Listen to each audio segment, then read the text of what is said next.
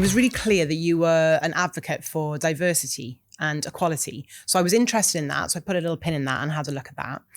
But then I thought, what would our listeners want to know? And here's what I see day in, day out. And I had it myself.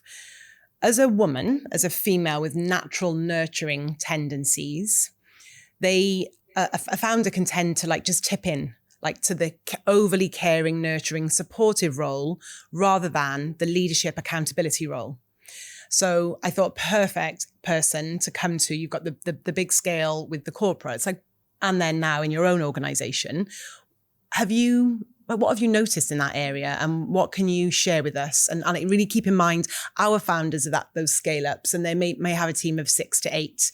So they're really like that real knotty part where you're working out your own self-leadership and it's working, but then now you're managing and you're leading everybody else as well. So like if you can keep that as a frame. Yeah, I mean, it's an interesting one, isn't it? Because you want to be a compassionate, authentic human being that's kind and cares. Yeah.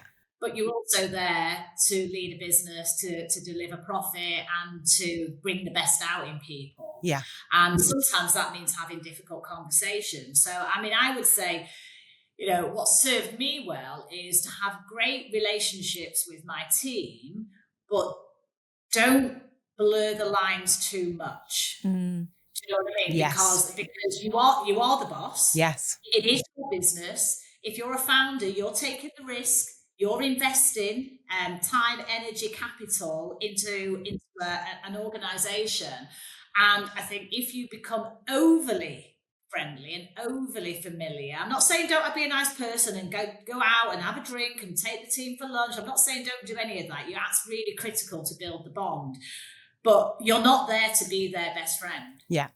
You're there to lead the business and to create opportunities for them to develop and grow in their roles. Yeah. And I think if you get too close, it can make it quite difficult sometimes when a tough conversation is needed.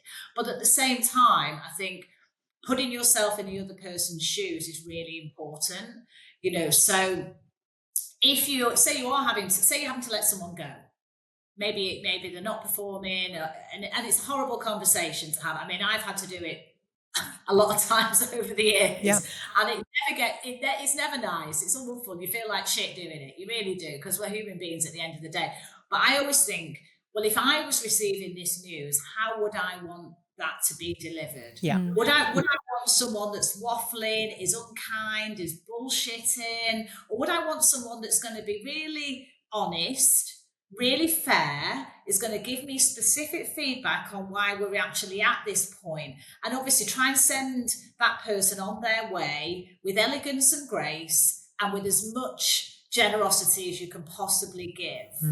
You know, so I always try and put myself in the other person's shoes, you know, and also, you know, sometimes people actually respond better to strength in leadership and decisive decisions. You know, you might think you're doing them a favor by over mothering them. You're actually not, because you're not allowing them the strength to fail, learn and grow. If you're always stepping in or you're always being overly, you know, you're actually doing the other person a disservice, because you're not giving them the opportunity that they might need. So it is a difficult one, because you want to have that great relationship, but and you don't want to become a right bitch, do you, at the end of the day? Yeah, that's it. It's the pendulum swing. That's what they talk about. And I remember it from way back, but I think there was a real maturity issue going on then for me. And I was trying to find out my natural style. But when you hear it over and over again, I think that very pragmatic, like, you are a human, you want to be kind, but this is actually your role. You know, that's a real straightener. And I think it is important. And there's actually a lot of freedom and peace in that. It's like, that's my role here, to run the business. And yeah, such a great response. Anything from you? Yeah, it just reminds me of being a mother. So I have 3 daughters. It's funny what you said about being the youngest of 3. It made me think of my youngest. She's very charismatic. I used to have this line I would say to them. It was slightly sinister and threatening. And I got it from a book written by Chris Rock's mother, you know, the comedian. His mother wrote this book called Mama Rock's Rules, but, you know, how to keep them all in line.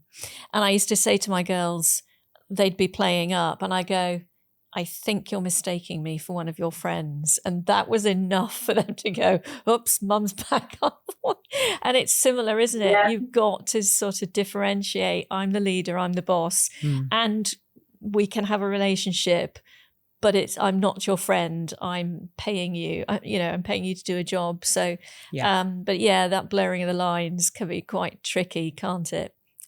What do you think? Yeah, I think in a small business as well, just to add, if your female founders have got maybe, 5 or 6 people, maybe less than 10, say, it's even more important because it's more noticeable. If you've got like a massive team and you've got lots of different people you can move around and maybe, backfill certain roles, etc. You've got a lot more kind of tools in your toolkit, if you like, in terms of people. But when you're a small business, as a percentage, it's a higher impact.